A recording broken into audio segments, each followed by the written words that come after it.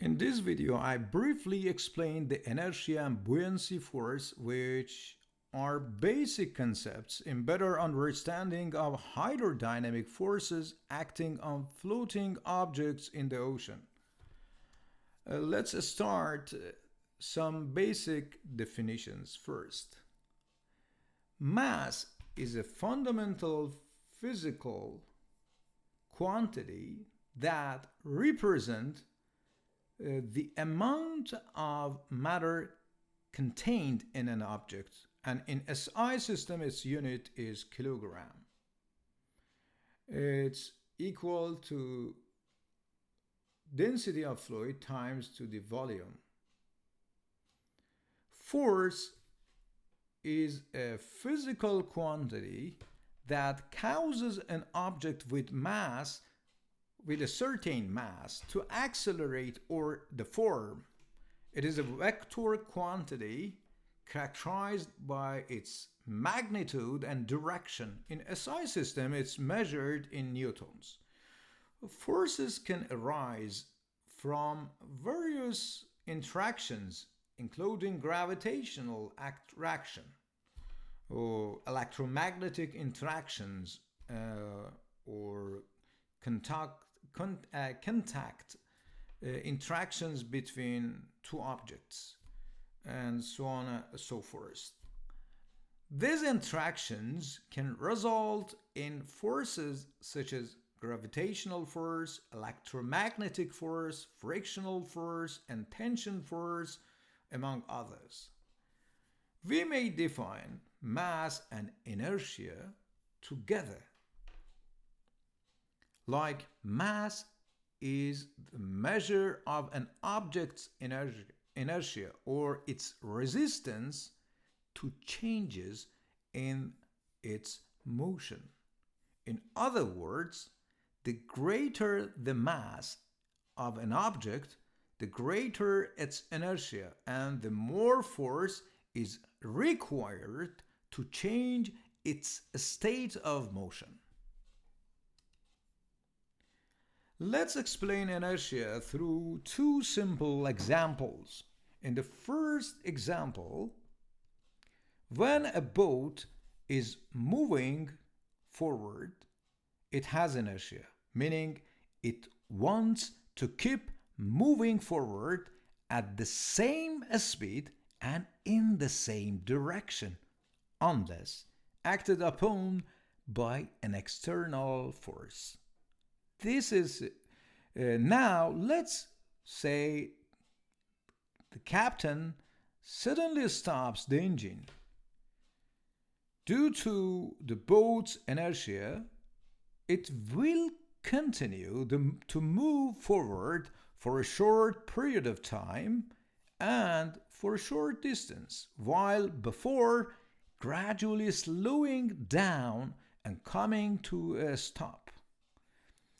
This is because the water provides resistance to the boat's motion, gradually slowing it down. The second example is about a person who is biking at a steady pace. This person, due to its mass, has inertia. It means that his body wants to keep moving forward at the same speed and in the same direction unless an external force is applied to it.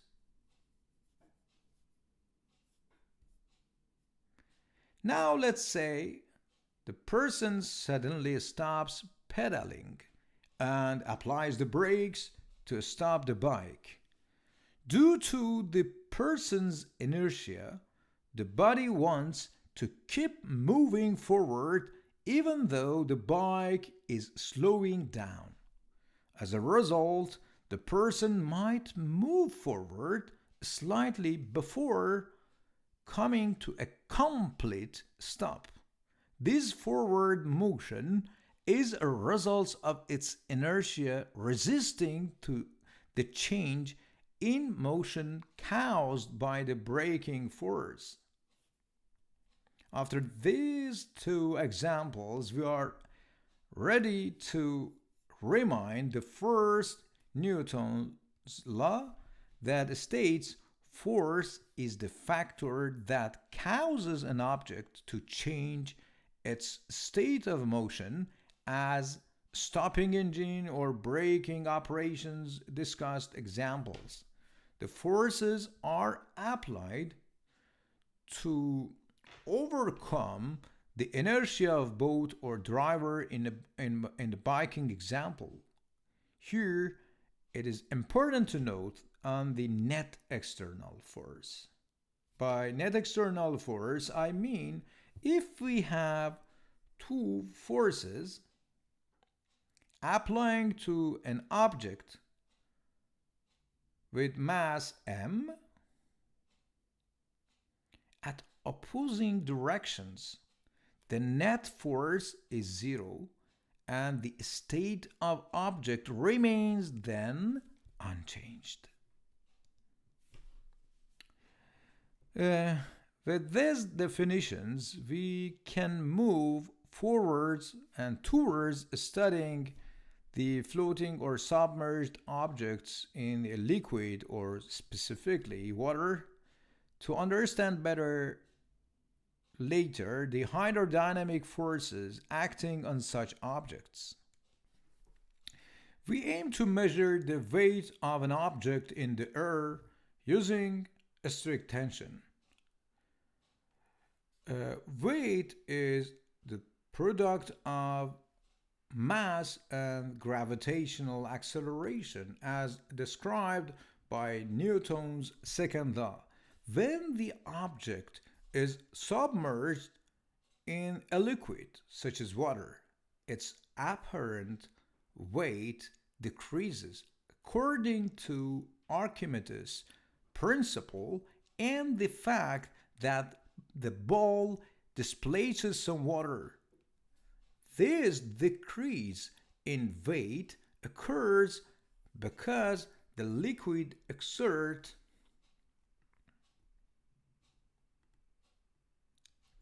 an upward buoyant force on the object, partially offsetting the gravitational force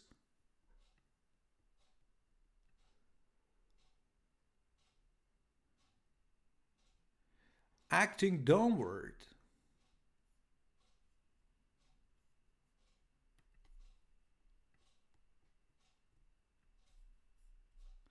As a result, the apparent weight of the object in the liquid, if we measure the tension of a string by the sensor here, connected to the object, in this case, the weight is less than its weight in the air, in this case.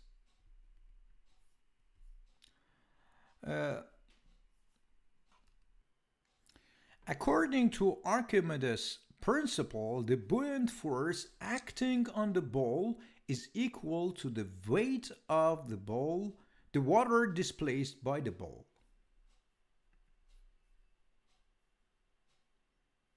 This buoyant force opposes the weight of the ball.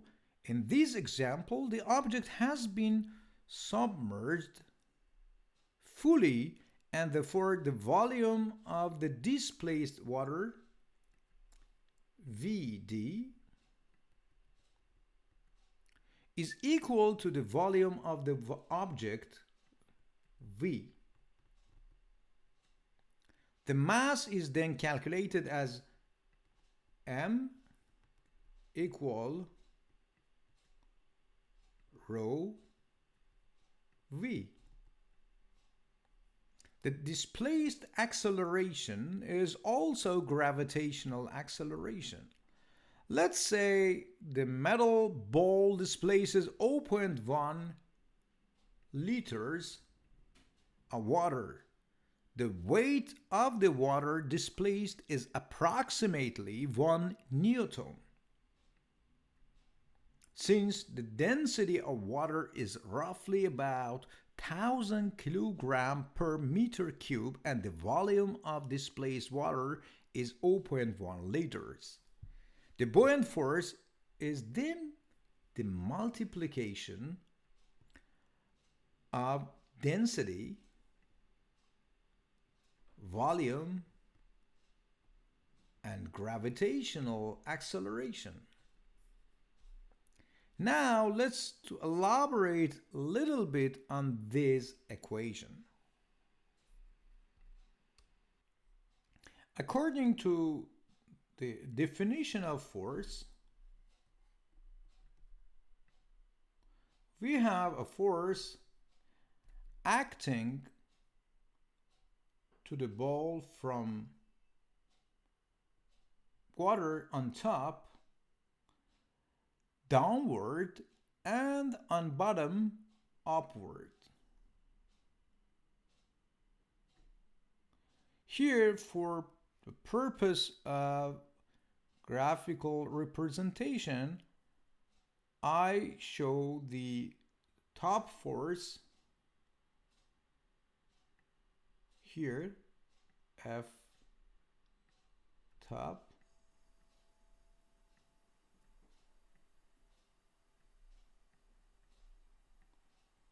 and F bottom here.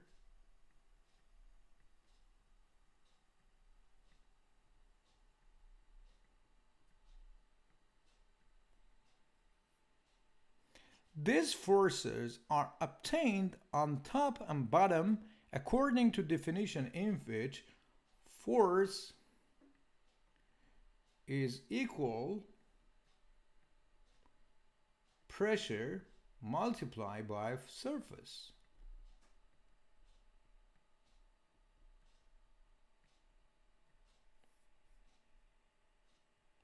By the area. The hydrostatic pressure at any depth in a fluid is given by P equal rho G H. The hydrostatic pressure on top and bottom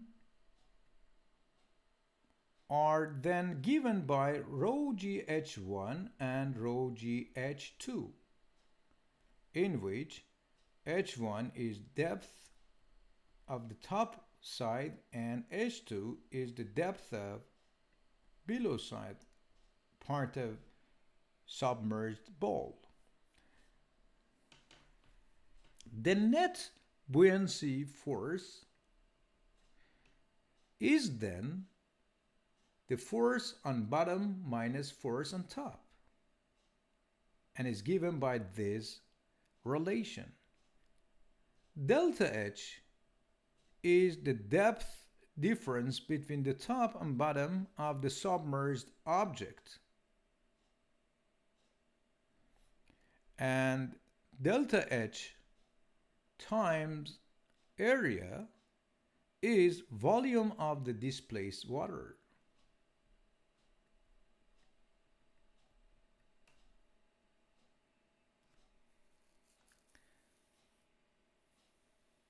Which is equal to the volume of fully submerged ball. And therefore, the buoyancy force become rho G multiplied by volume of the submerged ball.